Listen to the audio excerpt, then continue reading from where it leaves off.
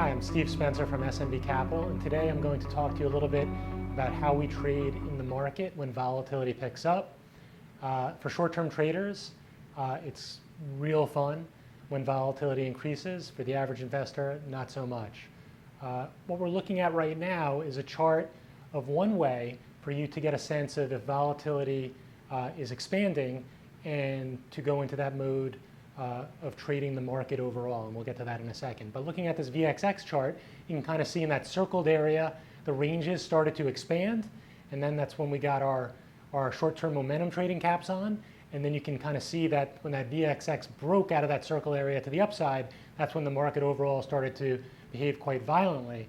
And when volatility starts to expand and things are moving all over the place, what we want to do is move to trading the market via ETFs.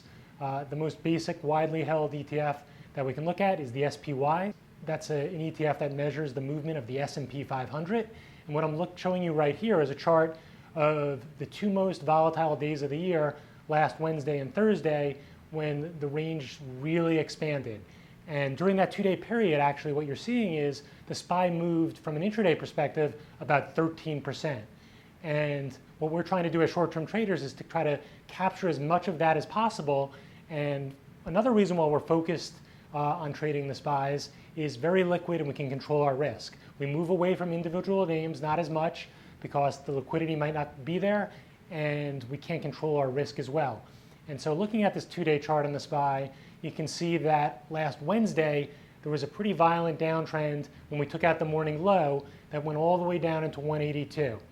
And when we finally bottomed there and started to move back up, we went all the way back up to the high of the day.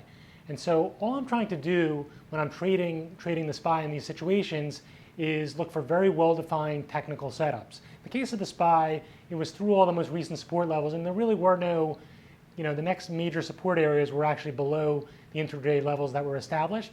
And so what I was doing is using levels that were established intraday, using those for the day one on Wednesday, and using those levels as targets for day two on Thursday as well.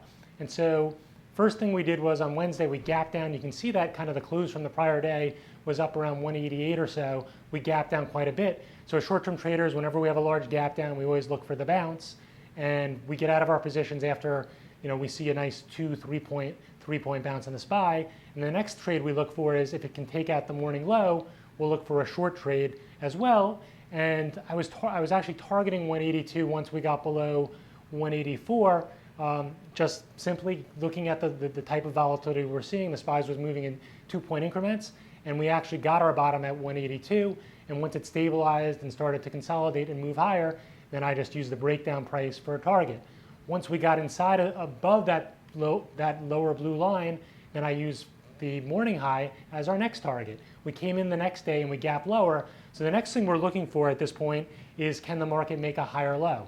And if it makes a higher low and it starts to hold higher, then we'll look for the day one targets. You can see the top blue line. And that's all we're trying to do because there's so much up and down movement. We'll trade both the short and the long side and understand that our focus is intraday and we're moving away from swing trades because it's a lot more difficult to control our risk.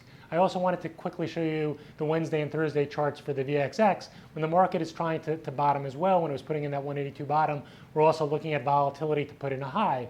And in the case of VXX, I was actually short on that second day.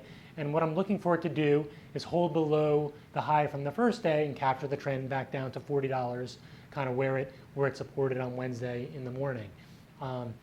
These ETFs are liquid. We'll also look at some, IWM. We'll look at, TNA or the UVXY, and that's where the action is. And for that 3 or 4 day period where things are kind of going crazy, that's where our focus and our attention is. And as things start to slow down again, we'll start to make more trades in stocks.